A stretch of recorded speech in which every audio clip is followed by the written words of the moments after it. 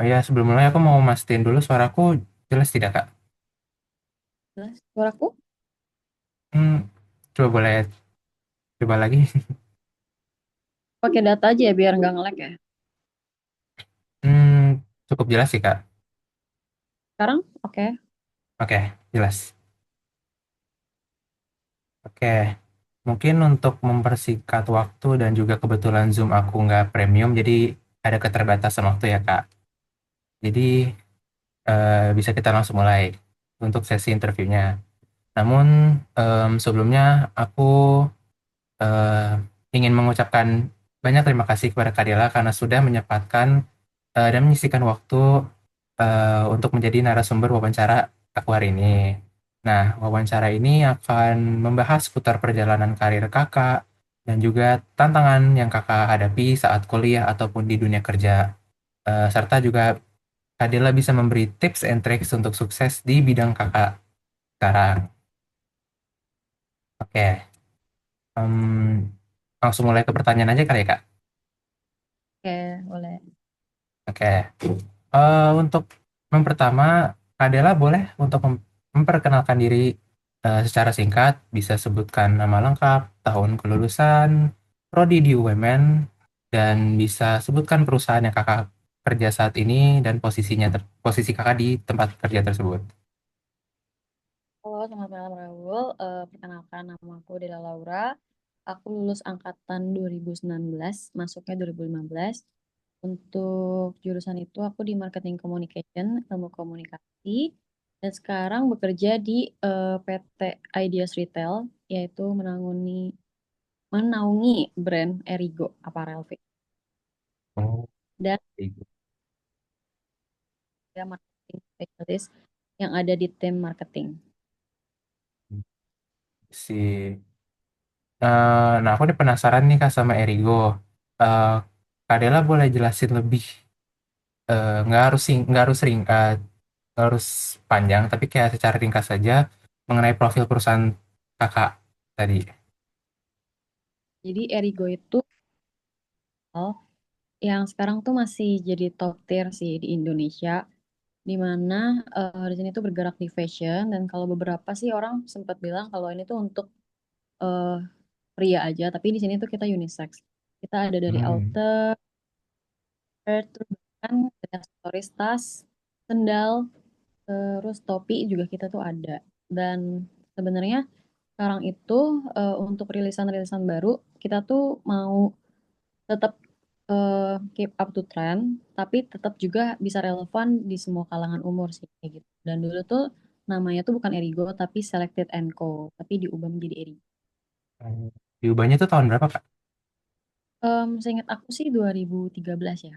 Karena aku tuh sebenarnya baru join itu tuh tahun lalu, jadi aku mau running 2 tahun di sini. Oh, I see. Nah, kalau 2 tahun itu hitungannya masih pendek ya untuk di dunia Karena kerja. iya, tapi sebelum-sebelumnya aku udah sempat ada pengalaman sih. That's Oh, why I see. aku spesialis kan, bukan di junior lagi kayak gitu. Hmm. Nah, kakak kan social media specialist ya. Nah, kompetensi utama apa aja sih yang dibutuhkan untuk berhasil di posisi tersebut gitu? Jadi sebenarnya karena aku tuh ngeliat dari dulu tuh em, bakal berkembang nih digital marketing dan dunia digital di masa yang akan mendatang. That's why aku tuh ambil marketing. Dan yang untuk harus yang kita punya tuh sebenarnya cara kita beradaptasi sama hal-hal yang terjadi di dunia maya.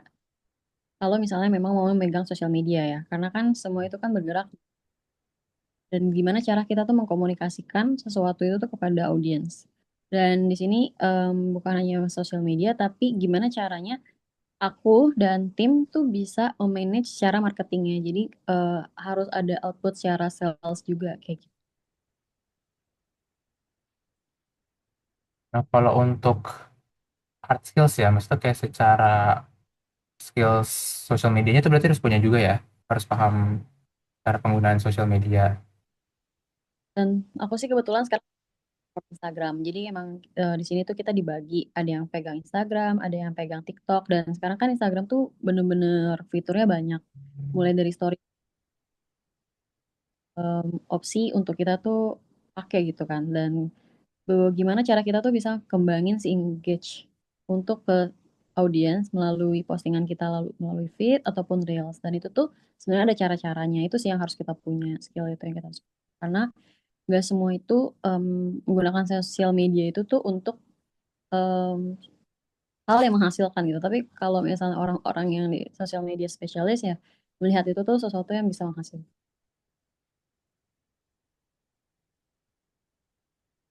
Nah, mungkin untuk pertanyaan selanjutnya, tadi mungkin udah terjawab kali ya, tools atau platform digital apa saja yang paling sering kakak gunakan.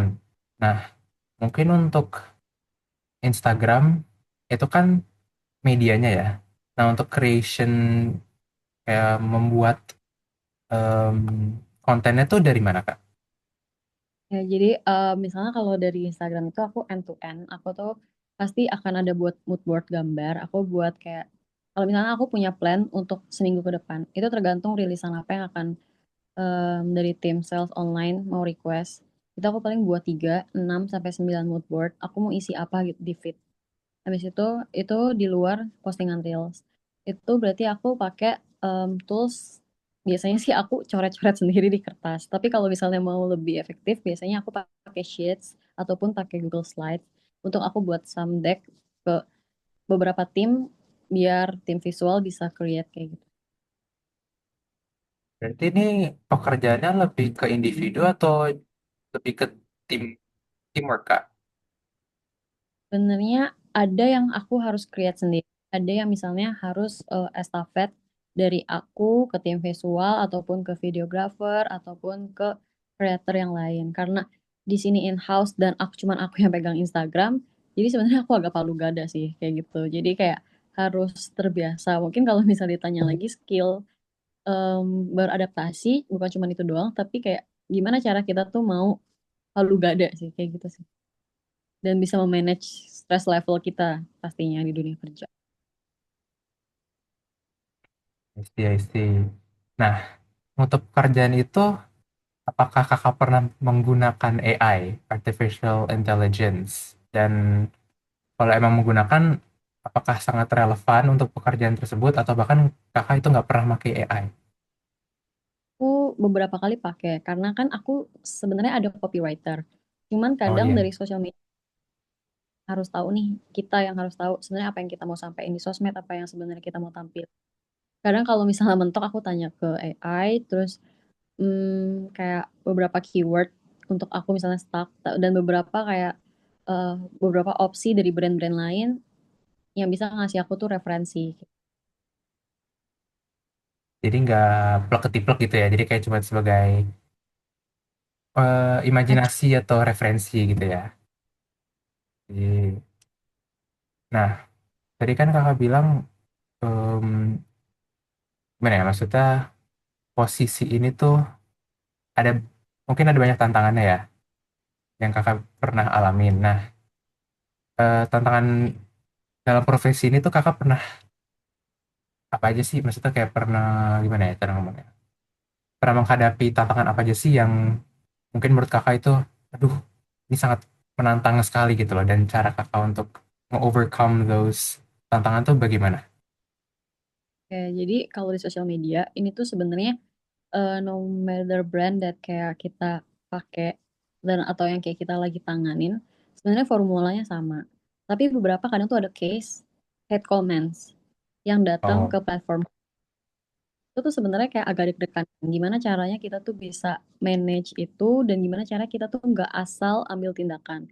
Jadi beberapa tuh pernah kayak em, apalagi di retail ataupun beberapa industri yang pernah aku sebelumnya itu F&B mengenai jasa lah ataupun produk itu tuh kita tuh harus bisa ibaratnya tuh tepat janji, apalagi dalam proses pengiriman.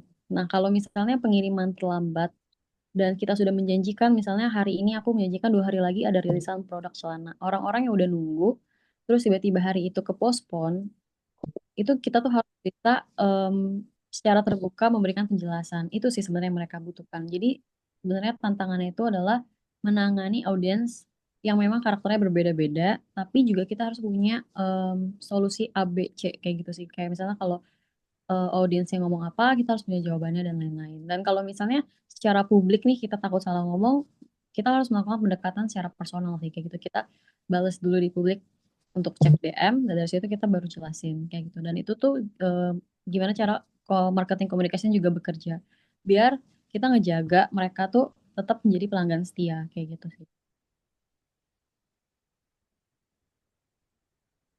Ribet ya. Aku lagi ngebayangin itu kayak cara Oh, kerjanya. Ya mungkin aku juga mana ya, baru semester 2 gitu ya. Jadi belum berpengalaman di bidang tersebut.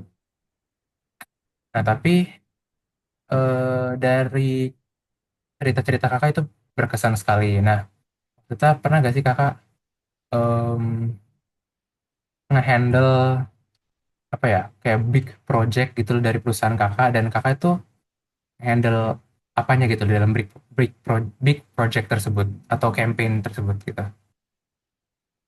jadi untuk beberapa sih sebenarnya dari awal aku masuk, kalau aku runtunin, ini terutama untuk di perusahaan aku sekarang kan, Hmm. yang sama MS Glowman. Habis itu aku pernah sama featuring Brian Domani waktu kita ada CSR. Habis itu kita sama JKT48 beberapa untuk rilisan produk. Terus beberapa campaign kecil untuk rilisan-rilisan produk baru bersama model-model dari beberapa agencies. Terus yang terakhir kali itu kemarin, sebenarnya ada beberapa sih, cuman aku udah rada-rada lupa ya karena terlalu banyak dan terlalu peak. Dan terakhir itu kemarin kita sempat ada namanya fashion show di Sarinah. Gimana cara kita tuh bisa ngewakilin orang-orang yang misalnya lagi burn out, terutama untuk kalangan Gen Z sampai millennials, untuk kita ngambil hati mereka, tapi yang fashion show itu kita wakilin dari beberapa orang kembar. Jadi sebenarnya kunciannya itu key message-nya, mau kita tuh terlihat sama, tapi kita beda melalui tampilan outfit kita kayak gitu. Dan semua outfit itu dari Erigo. Jadinya kalau misalnya ditanya aku sebagai apa, lagi-lagi palu gada karena aku pegang sosial media, kadang aku suka request misalnya tolong dokumentasi ini dan lain-lain, aku harus pikirin tuh brief end to end-nya. Kayak ini acaranya udah dikasih rundown, aku harus kasih detail lagi dari rundown tersebut, misalnya dari rundown pertama pembukaan, aku harus listing pembukaannya tuh mau ada apa aja dan lain-lain, sampai nanti udah ke posting itu tuh tetap aku juga. Dan untuk cara nge-manage audience itu juga aku. Dan kemarin tuh kebetulan di event terakhir kita ngadain giveaway. Jadi orang-orang yang dokumentasiin kita kasih hadiah. Kayak gitu. Jadi biar orang tuh tetap aware sama apa yang udah kita adain gitu. Dan untuk kedepannya mungkin karena udah mau deketin, udah mendekati summer, liburan, terus udah mau ke akhir tahun, karena 6 bulan di tempat kerja itu udah kayak sekejap mata, dan itu udah udah dipikirin dari sekarang. Jadi kayak bakal ada beberapa secret project yang akan lumayan besar kayak gitu. Jadi emang plan ahead of time itu penting banget ya.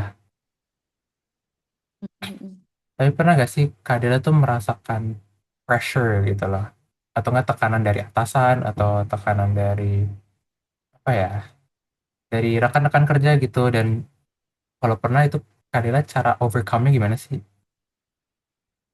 Oh my God, lagi pas banget ya sekalian curhat kali ya. Jadi maksudnya kayak ketika industri kreatif, terus kita udah memberanikan diri, sebenarnya menurut aku nggak semua sih lulusan marketing komunikasi.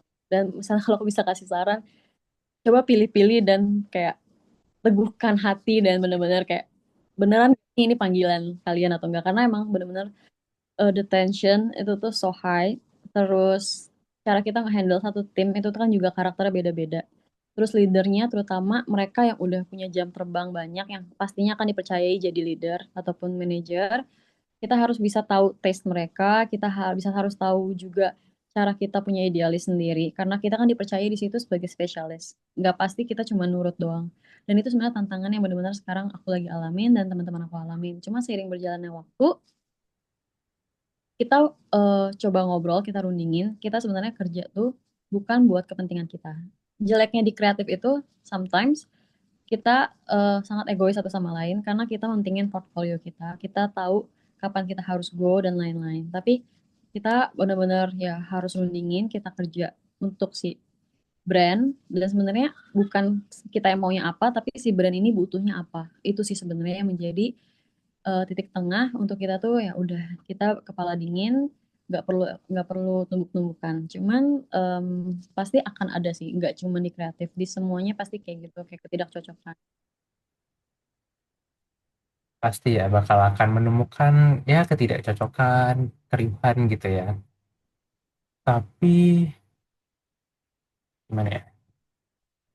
Pernah gak sih kakak itu kayak merasakan kayak beneran ketidakcocokan ini tuh emang sama sekali nggak bisa ditangani gitu loh. Ya jika emang ada sesi yang dengan rekan kerja yang dibicarakan dengan baik-baik tapi juga akhir-akhirnya nggak teratasi itu, apakah overcome memang kakak nyerah, kakak menerima gitu kayak yaudah emang orang itu seperti itu, atau emang kakak komplain gitu loh ke atasan, atau malah oh kayaknya tempat ini tuh tidak cocok gitu loh, dan mencari solusi lain kayak cari tempat kerja lain ataupun ya apa gimana tuh caranya. Rekamnya sih biasanya aku listing down lagi, kayak sebenarnya apa sih yang ngebuat aku tuh feeling burnt out satu. Terus alasan aku feeling burnt out itu kenapa dan caranya itu adalah karena aku sudah lewati beberapa dan karakter yang udah aku temuin juga udah cukup banyak. Jadi palingan kayak apa yang udah yang sukses aku tanganin yang lalu, aku terapin yang sekarang. Tapi kalau misalnya pertanyaan kayak tadi sebenarnya kalau emang udah aku nggak bisa dekat secara personal, jujur aku emang pilih untuk bukan aduin ya, kasar banget sih kalau aduin. Maksudnya untuk komunikasiin ke leader aku. Karena kan dia yang mengerti cara memanage dan lebih didengar pastinya. Karena kan cenderung kalau misalnya sesama tim itu mereka kan ngerasa kayak kita di level yang sama, kayak how dare you to tell me what's right and what's wrong gitu kalau dari mereka. Dan itu pun terjadi misalnya di aku gitu kalau misalnya ada yang menegur dan kayak em, karena semuanya di sini sama-sama adult dan semuanya survive, jadinya kayak balik lagi yang waras tuh ngalah sih sebenarnya. Dan kalau misalnya aku tuh percaya kalau misalnya aku nih mampu atau enggak di saat aku kasih timeline. Jadi misalnya dalam seminggu nih ada tantangan yang menurut aku sampai kayak ke bawah mimpi, abis itu membuat aku tuh nggak tenang setiap harinya. Aku ngerasa kalau dalam 3 hari ini nggak kelar, berarti emang ini tempat bukan buat lo. Ataupun ini tempat kurang cocok. Tapi kalau misalnya dalam 3 hari itu kelar, ya bisa kok kayak gitu. Cuman mau atau enggaknya, kayak gitu sih. Jadi kayak kalau misalnya mungkin awal-awal kerja, aku tipe yang waktu itu gak cocok, aku keluar. Kayak aku kalau dilihat dari CV aku mungkin kayak 3 bulan aku cabut dan lain-lain. Itu sebenarnya lumayan jadi penyesalan karena kayak what if I stay? Tapi kalau misalnya aku nggak keluar pun aku nggak akan ada di titik sekarang gitu. Jadi semuanya pasti udah according to his plan kayak gitu sih. To God's plan ya. Wow, oke. Ini membuka mataku sekali sih, soalnya itu yang paling aku takutin ya di dunia kerja. Kan ada the Iya definition, benar. dunia kerja itu nggak itu lebih kejam gitu loh. Tapi kayak, masa sih? Wow. Nah, ngomong-ngomong dunia kerja, pas kuliah itu, menurut Kak Dela, kuliah di Fakultas Ilmu Komunikasi UMN tuh berperan nggak sih dalam membentuk jalur karir kakak saat ini gitu? Nah, kalau iya, mata kuliah apa yang mungkin sangat relevan dan pengalaman tertentu apa kayak ikut himpunan ini, ikut seminar ini, ikut lomba ini, apa yang menurut kakak itu bermanfaat bagi pekerjaan kakak saat ini gitu? Jadi kalau singkat cerita, aku memang memilih UMN itu sedari aku SMA. Jadi karena waktu itu sempat studi banding di mana sekolah aku sempat visit dan aku ngerasa oh kayaknya emang ini kampus yang cocok buat aku karena aku juga suka ngomong dan aku sangat social butterfly. Ya aku ngerasa ini tepat buat aku. Tapi yang buat aku ngerasa beberapa pelajaran yang ngebawa aku ke sini tuh saat event, ada mata pelajaran event itu akan kamu temuin di semester-semester akhir. Sama kalau di awal-awal itu corporate communication dan juga PR. Itu menurut aku yang gak akan aku lupa sih mata kuliah tersebut. Kecuali statistika ya, nilai aku jelek di situ. Aku nggak suka hitung-hitungan. Jadi mungkin pada saat itu aku nggak paham kalau misalnya itu akan berguna gitu untuk sekarang secara teori-teorinya. Tapi mereka eh bukan mereka ya, ya mereka tuh teman-teman kuliah dan dosen kadang kayak ngapain sih ngasih tugas kayak gini? Terus kayak misalnya ngapain sih kita harus presentasi? Nah itu ngelatih kita banget biar kita tuh ketemu stranger, kita ketemu orang baru, kita ketemu stranger sama orang baru sama kita ketemu tim, kita ketemu leader, kita ketemu beberapa clients ataupun partners yang akan ada kita ketemu di dunia kerja itu sangat berguna. Dan waktu itu aku ikut organisasi BEM, habis itu aku ikut beberapa komunikasi sorry teater. Habis itu juga di BEM itu aku kan ngurusin beberapa himpunan. Nah di situ tuh kayak ngelatih leadership aku sih, jadi kayak karena sekarang meskipun posisinya belum leader tapi di sini tuh bener-bener aku lumayan jadi ujung tombak untuk tim aku tuh running. Jadi kalau misalnya sosmed nih aku buntu banget, aku nggak tahu mau ngapain, teman-teman aku nggak bisa kerja gitu, mereka nggak bisa produksi sesuatu kayak gitu.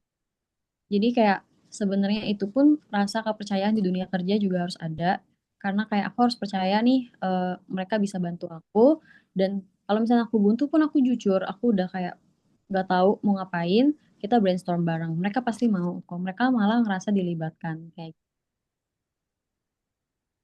Kalau di dengar dari cerita Kak Dela aktif banget ya pas kuliah.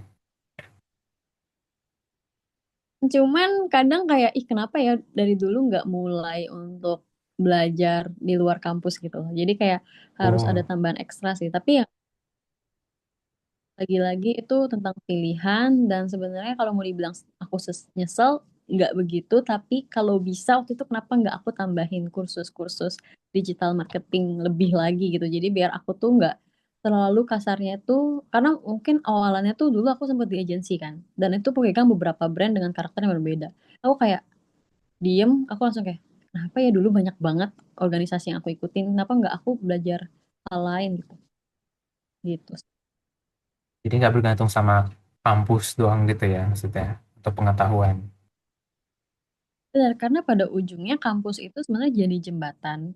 Dan sebenarnya teman-teman itu jadi bantuan relasi, tapi ujung-ujungnya yang akan bantu diri kita tuh ya diri kita sendiri. Itu truth hurts karena em, no matter what, semua orang bakal sibuk sama goals mereka masing-masing. Jadi, balik lagi ke diri sendiri ya.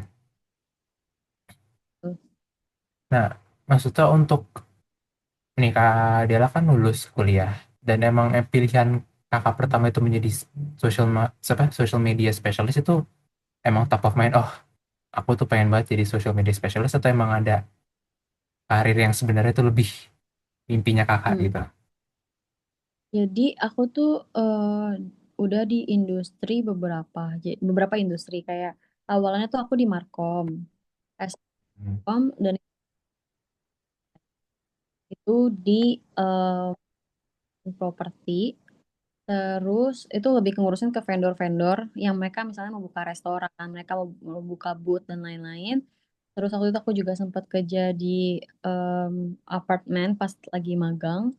Terus sampai suatu ketika aku dipercayai untuk nge-lead F&B untuk di sosmed. Tapi aku ngerasa di situ aku kurang grow karena ya udah emang kemampuan aku udah dipercayai, cuman kayak sebenarnya itu bukan yang aku mau gitu loh, kayak ya udah kayak setiap hari gitu-gitu aja flownya.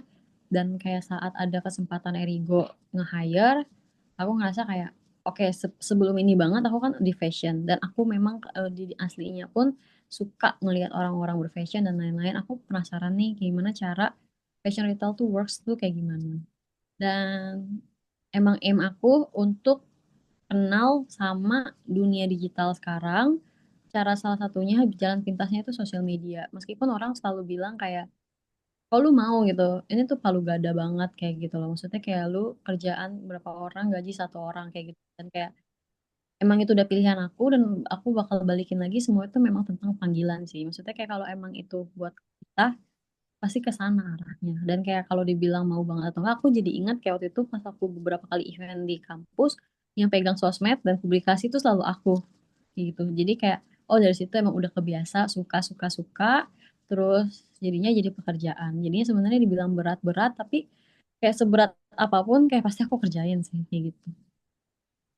emang udah terlatih ya dari pas pas kuliah.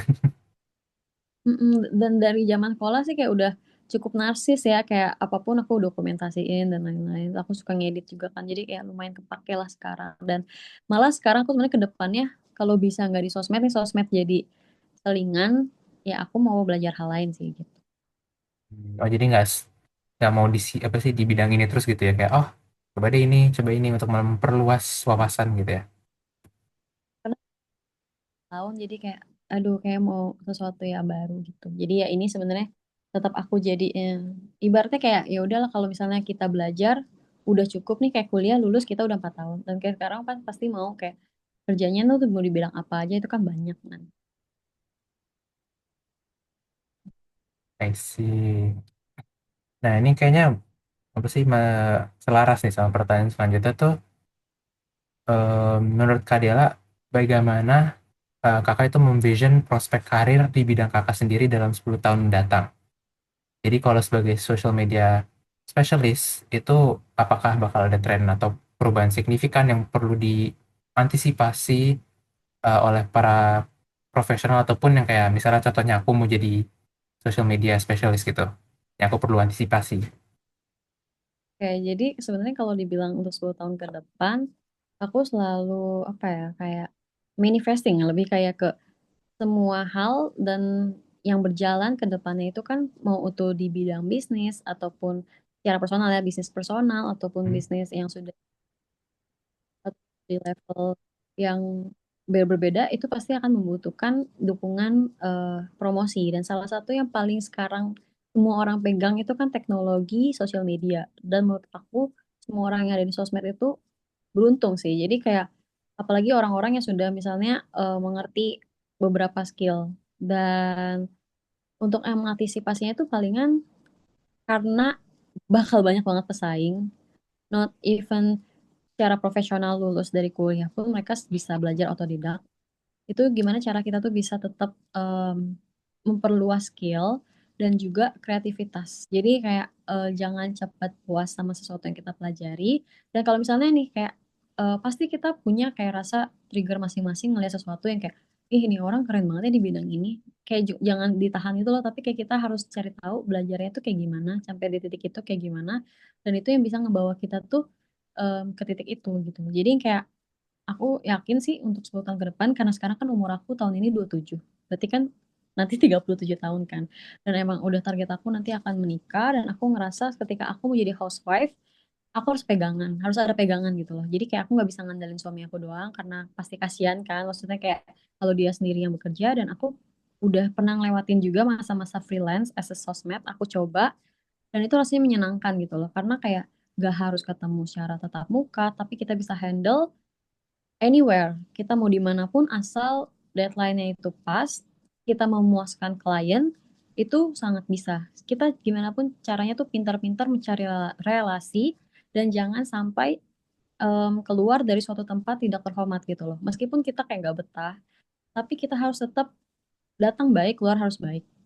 Kayak gitu. Jadi beberapa tempat kayak ada yang aku sangat kesel gitu sama bosnya sama kayak beberapa teman yang sangat nge aku tidak baik tapi di situ aku mencoba untuk tetap sopan tetap bilang thank you meskipun ada beberapa yang kayak nggak baik tapi kayak saat itu mungkin kita telan aja tapi nanti di momen-momen selanjutnya kita bakal thankful for them karena udah shape us sekarang jadi kayak nanti untuk kedepannya aku yakin bakal banyak yang akan ada di industri ini terutama semua orang bisa jadi creator tapi cuman beberapa orang yang mungkin yang bisa nemuin uniknya mereka tuh di mana. That's why kadang aku kan udah ada rasa egois juga kan. Maksudnya kayak aku bisa nanganin brand, nanganin klien gini-gini. Kenapa ngebuat personal account aku aja nggak bisa kayak gitu. Tapi emang kayak ketika kita udah spend our time buat itu semua, kita harus bisa korbanin sesuatu ya untuk akun kita sendiri kayak gitu. Jadi tergantung ke depannya mau seperti apa karena kalau di sosial media ataupun di platform apapun yang ada di internet itu bisa menghasilkan. Dan enaknya nggak cuman bergantung sama satu income. Ya kerja sangat. Nggak apa-apa, it's okay. Nah, Ini mungkin nggak di dalam pertanyaan list aku sih, tapi aku penasaran deh. Maksudnya, aku kan itu sangat interested dalam bidang otomotif gitu. Nah, em, kalau seumpama aku mempunyai dream yang menjadi car journalist, tapi aku tuh milihnya strategic communication. Padahal di UNM tuh ada jurnalistik. Nah, menurut kakak tuh apakah aku salah jurusan atau emang strategic communication itu emang bisa untuk aku selaras dengan dream aku menjadi car journalist? Dan menurut kakak, kayak from your vision, what are the right steps that I should do to make my dream come true gitu lah. Yang simpel aja Hmm. mungkin kali ya. Kita nggak harus yang ringkas. Think karena aku pas di agency itu aku pernah pegang Kia Indonesia, kamu tau nggak? Iya, Kia Indonesia.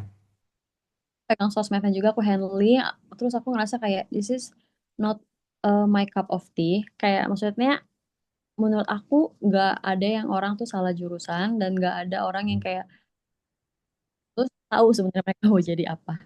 Dan kayak maksudnya itu benar-benar good start, kamu udah mikirin sampai situ, bahkan kamu kayak masih semester 2 dan kayak perjalanan kamu masih jauh, dan menurut aku tuh nggak ada salahnya sih kamu pegang Stratcom, karena di Stratcom itu aku mau bilang kayak kamu harus pelajarin semua teorinya. Kalau misalnya dikasih tugas kayak misalnya you have a chance to speak in the public, kamu kayak pede aja dan lain-lain, dan kayak kamu harus bisa punya bekal dari sekarang. Kayak misalnya kalau tadi kamu di car otomotif, ya kamu harus cari tahu sebenarnya itu bergeraknya tuh di mana. Jadi kalau misalnya kamu jadi jurnalis, kamu harus tahu nih jurnalis itu kamu harus listing. Sebenarnya kamu aim-nya di mana. Kayak beberapa kan ada sih memang jurusan jurnalis, tapi beberapa teman aku yang di jurnalis itu semuanya kerjanya tuh rata-rata di korporat di Markom. Dan mereka kadang menyesal kenapa gue nggak dulu tuh nggak di Strakom kayak gitu. Yang harusnya bisa lebih relevan, yang harusnya bisa lebih kayak match kayak gitu. Jadi em, mungkin kamu juga harus bisa pintar-pintar menelah juga apa yang menjadi informasi dari yang kamu cari tahu dari aku dan lain-lain mengenai si Strakom ini. Dan menurut aku, kamu tuh harus juga punya teman yang jadi teman seperjuangan. Jadi kayak bukan berarti kalian harus punya sama-sama the same interest, nggak harus, tapi setidaknya kamu mau lihat dia grow dan dia mau lihat kamu grow. Jadi di situ tuh kamu bisa saling nge-backup. Aku dibilang kayak bandel saat itu, bandel karena aku lebih milih organisasi aku daripada kuliah aku. Tapi karena aku tahu nih aku harus punya satu pegangan yang aku andelin, sampai sekarang pun kita masih berhubungan baik dengan bidang yang beda meskipun satu jurusan kayak gitu loh. Jadi yang what I'm trying to say adalah nggak apa-apa kayak tetap di jurusan kamu yang sekarang, jangan ngerasa salah karena sebenarnya di jurnalis itu lebih kompleks lagi. Kayak menurut aku terlalu banyak praktik daripada teori-teori yang sebenarnya emang kita butuhkan di dunia kerja. Menurut aku juga agak sedikit aku kasih kisi-kisi, ilmu komunikasi itu tuh di UMN tuh menurut aku super easy karena kayak di situ kenapa aku menyesal nggak banyak ambil pelajaran di luar gitu daripada aku harus ikut organisasi gitu loh. Jadi kayak menurut aku banyakin bootcamp, abis itu digital course, abis itu banyakin nonton referensi dan lain-lain. Terus kayak kalau misalnya kamu mau jadi core journalist, nggak apa-apa temenan sama anak-anak jurnal, tapi kamu tetap stand for yourself di sini kayak gitu. Thank you ya Kak buat insight-nya. Sama-sama, seru banget. Bisa jadi referensi gitu ya. Nah, ini mungkin untuk karena waktunya juga tinggal 5 menit kali ya. Em, Eh, iya, di sini tulisannya 5 menit. Pertanyaan terakhir sih, pesan atau saran apa yang ingin Kak Dira sampaikan kepada mahasiswa Fakultas Ilmu Komunikasi UMN yang di sini sih untuk tertarik di bidang kakak, tapi menurut kakak yang bisa tertarik di bidang kakak tersebut ataupun di bidang lainnya kayak secara keseluruhan, pesan dan saran kakak itu apa? Pesan dan saran aku sebenarnya orang-orang yang ada di ilmu komunikasi itu pasti orang-orang yang sangat kreatif, orang mau yang belajar, terus orang yang nya selalu penasaran. Dan untuk ketiga hal itu tetap cari tahu banyak-banyak, baca buku banyak-banyak, telan informasi, terus banyakin relasi, itu asli itu berguna banget. Kayak mungkin kita sekarang juga ketemu itu udah bukan kebetulan, tapi mungkin emang akan suatu saat kita bisa bekerja bareng, we don't know. Jadi bukan selalu, jangan pernah merasa ketemu orang itu tuh it's a waste of time. Dan untuk bidang aku pun, ya tadi aku sudah selalu mention, banyakin course, bootcamp, terus untuk di bidang lain, menurut aku juga cari tahu lebih banyak lagi aja sih, kayak gitu. Dan harus mau adaptasi apapun bidang kerja kita nanti. Jadi orang yang jangan statik, you have to Hmm, ya ada rasa ingin gitu ya, ingin tahu gitu untuk meluaskan wawasan kita. Oke, sepertinya itu itu saja sih dari pertanyaan-pertanyaan yang aku ingin kasih ke Kak Dela. Em, Kak Dela punya Instagram tidak? Maksud aku, I wanna follow your journey gitu loh. Maksudnya kayak, I wanna see your journey ke masa depan ataupun ngelihat history kakak kayak, oh gitu. kinda nggak terlalu terbuka soal kerjaan aku yang sebelumnya, karena Oh, kayak aku sebelin, tapi kayak kalau untuk yang sekarang aku lumayan terbuka banget ya, Riko. Dela.Laura. Mm-mm. Dan aku rada-rada itu sih kayak emang into fashion dan into arts, hmm, jadinya jadi ya aku rada main anak muda. Kalau di Instagram tuh karena personal branding kan. Kalau di LinkedIn hmm. beda lagi. Ini ya Kak. Betul. Oke. Yes, yes, yes. Oke. Aku boleh minta screenshot tidak untuk dokumentasi? Terus Oke. pulang kerja maaf ya.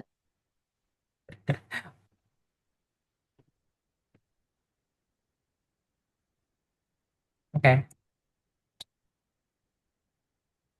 Aku juga mau taruh dulu. Tinggal 1 menit. Em, Eh, Kak Dela tuh kalau kerja 9 to 5 apa sih? 9 to 5 ya? Maksudnya kayak, itu sih. oh, berarti lebih lama ya hitungannya. Tapi karena di sosmed 24/7. Oh iya sih ya. Tapi sering ke remote working atau WFH? WFO. Eh bisa fleksibel sih, WFH sering, abis itu kadang kayak banyak campaign kita sering keluar kota juga. Sibuk Gitu. ya berarti ya. Masih panjang perjalanan. Oke. Sepertinya waktunya nggak kerasa udah lama, udah berapa nih? Udah 40 menit. Iya, for having me. Good luck. Thank you juga ya Kak, sudah meluangkan waktunya dan aku jadi bisa sukses mengerjakan ujian akhir semester Markom. Thank you so much Good. Kak. Bye-bye. Have a nice Bye-bye. day. And happy rest. Good luck. See you.